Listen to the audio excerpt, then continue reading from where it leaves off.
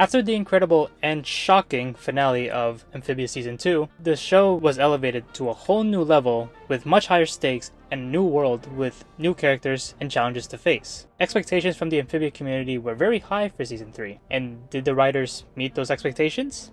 It's complicated. Let's start with the beginning of Season 3, the new normal. Without a doubt, this episode was the strongest season premiere compared to Ann or Beast and Handy Ann. The episode had great comedy, excellent introductions to the Boon Choice, and a good amount of lore questions sprinkled in. Overall, it was an excellent episode to start off the final season of the show. However, there is one glaring issue worth noting. The episode, and most of Season 3A at large, essentially glossed over the intense and traumatic events of True Colors, particularly with what happened with Marcy, and literally ignored them and told the planters to do the same thing. At the time, I didn't think this was a big of a problem. I just thought Anne is probably burying her feelings just so it can blow up in her face at some point. But that didn't happen. And now looking back, it sort of ruins the ending of True Colors as being this massive status quo change. To be fair, True Colors was still a massive status quo change, but the writers couldn't go all in with fleshing out how much that episode changed Anne and the planters. But it's worth noting that the writers didn't intend for this. The creators of the show at some point did say that the True Colors fiasco with the delay and leak changed the way the writers went about with the tone of Season 3. The writers likely wanted the season, particularly the Earth episodes, to be more serious than how it ended up being. Sure, we did get at least a couple of serious episodes in the first half, like Turning Point and Olivia and Yunnan, for example, which were both banger episodes, but none of the episodes on Earth had that same level of emotional intensity or game-changing moments as the two episodes that took place in Amphibia. We still got some emotional moments and bits of lore in some of these episodes, but not as much as people expected. With that said though, the first half of Season 3 was not bad or underwhelming overall. In fact, the Earth episodes were some of my favorites in the entire show. While they lacked the serious, dark tone that we expected, they more than made up for it with the fun, lighthearted nature that got me interested in the show in the beginning. The Earth episodes essentially went back to the elements that made Season 1 great, which were the comedy, the character development, and the world building. But there are key differences. The main one being the setting is now Los Angeles, and for someone who lives rather close to LA, I enjoyed seeing Anne and the Planters and the Boon Choice go through life in Southern California a lot because of how much I relate to it. Nearly every place we see them visit, from their Asian supermarket to their mall, heck, even the hills in the background of their house, just make me appreciate just how much attention to detail the writers gave to portraying LA and Southern California at large. I always thought Amphibia was one of the most relatable shows I've seen in a while, but Season 3A made it the most relatable show ever to me. I've never connected to Anne and the Planters as much as I did until I saw them do things like eating ramen in an Asian supermarket. Moments like this are what ultimately made me like the main characters as much as I do now. In addition, the new setting of LA allowed the show to explore many kinds of jokes, many of which I think landed very well for me and others who happen to know the pet peeves of living in SoCal. More significantly, the Earth episodes allowed us to see Ant's cultural background more as a Thai American, which made the show ever more so personal and educational for those who didn't know much about Thai culture. I can go on just how much I love seeing LA and SoCal being portrayed as a setting, but if I did, this video would be so much longer than it should be. I guess this shows why I'm not as critical to Season 3A compared to others in the Amphibia community. I have an inherent bias that allows me to enjoy these episodes so much more than others. But even if the setting is not a factor, there are still other things I appreciate with Season 3, mainly the new characters we meet. Despite not having as much screen time compared to the amphibian characters, the human characters still act and appear very fleshed out. The Boon Choice stand out especially for having a lot of excellent moments that really shaped Ant's development in more ways than one. Also, the Boon Choice became family to the Planters as well, acting as the parents that Sprig and Polly never had.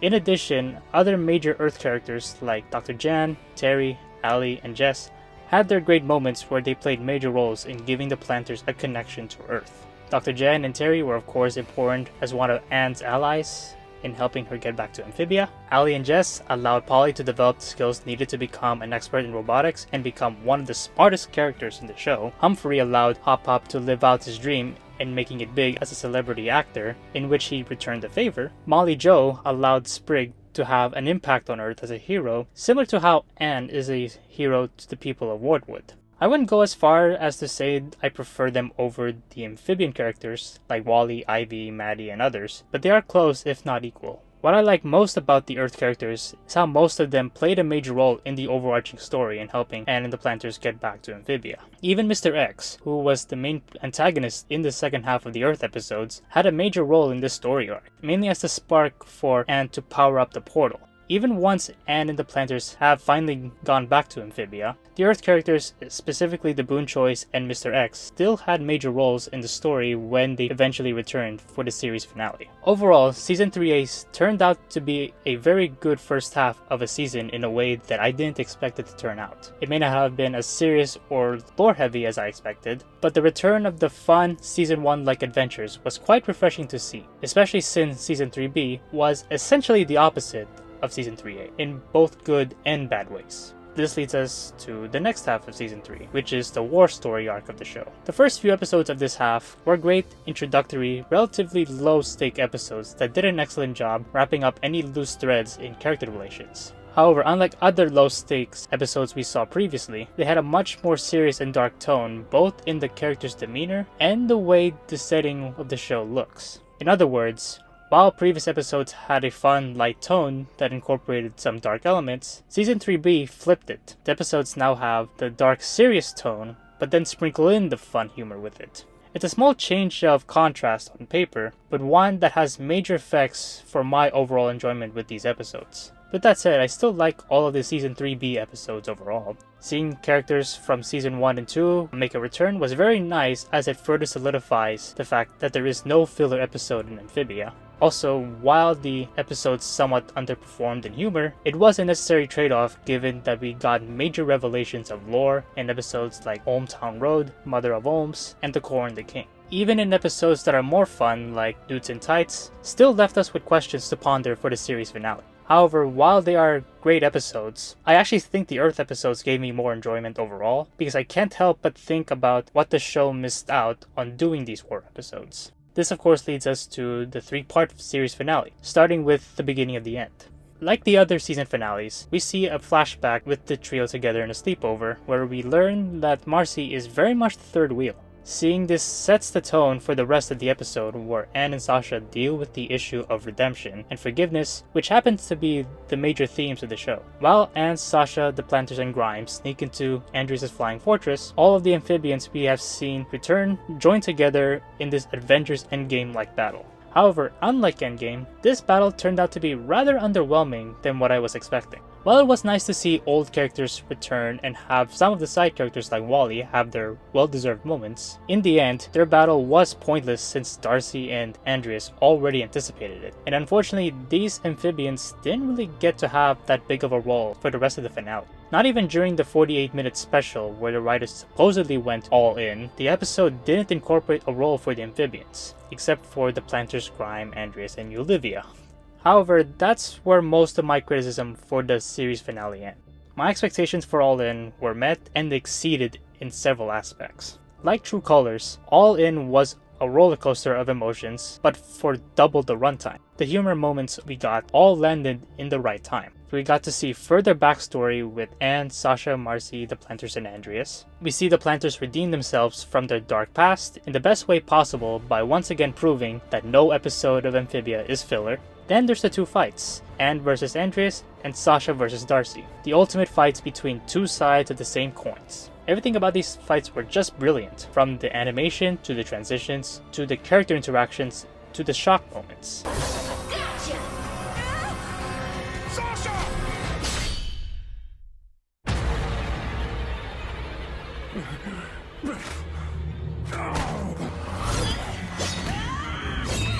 You think these cheap tricks will work on me? Yes!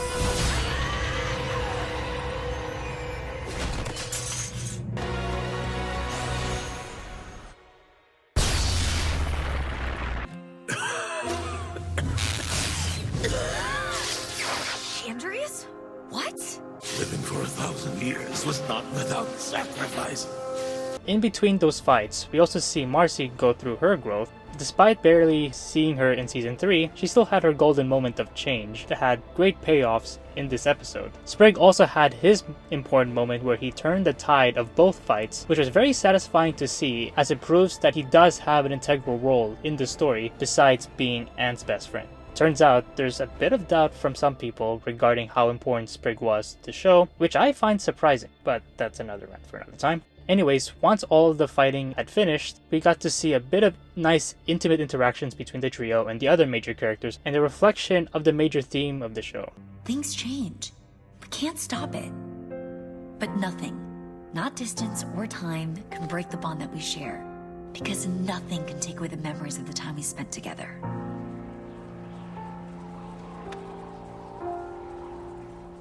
The episode wraps up everything with a good happy ending where the characters can finally celebrate and live in harmony. Oh, right.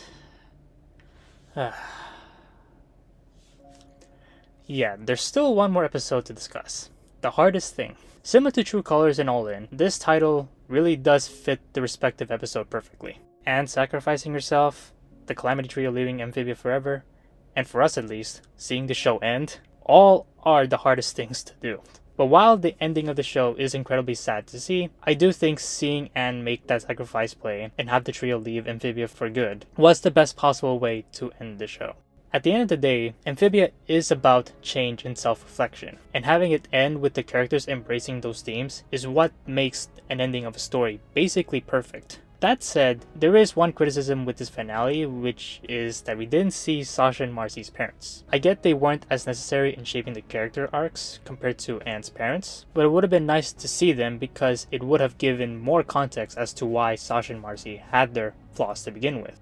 But aside from that small criticism, I do think The Hardest Thing is the best series finale of any Disney cartoon, if not any cartoon ever. Yes, I even think it's better than Gravity Falls, which I'll admit is kind of a hot take. I've actually gotten into debates with real-life friends about which show had the better finale. I'd go into further detail, but that topic is worth its own video to be honest. So for now, let's just end it with this. Amphibia Season 3 was absolutely phenomenal. Everything that Season 1 and 2 had built up had immense payoff in this season, and it proved that every single episode of the show was important in some way. Without a doubt, Season 3 was better than Season 1, but was it better than Season 2?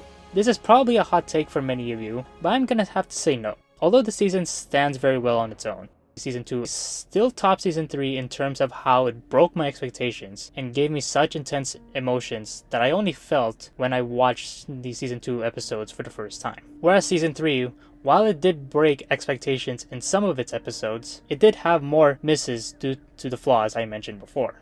That being said, I do think the Season 3 finale was better than the Season 2 finale due to the much higher stakes in All In and The Hardest Thing. So while the regular episodes of Season 3 are weaker, the specials and the finale made up for it to the point where I actually think Season 3 at least ties with Season 2 in terms of how good they are. So to answer the question which is better, I honestly can't really choose between them, and you guys can probably provide a good argument as to why either season is better. Regardless though, Amphibia Season 3 was still incredible, and the watching experience I got with it will forever be memorable for how life-changing it has been for me.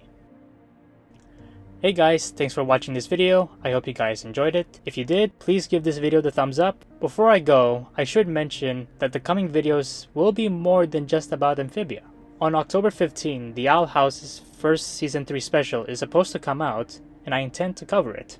So if you want to see what I think about the show, go ahead and subscribe to this channel so you'll know when I release the next video. Anyways, that's it for now.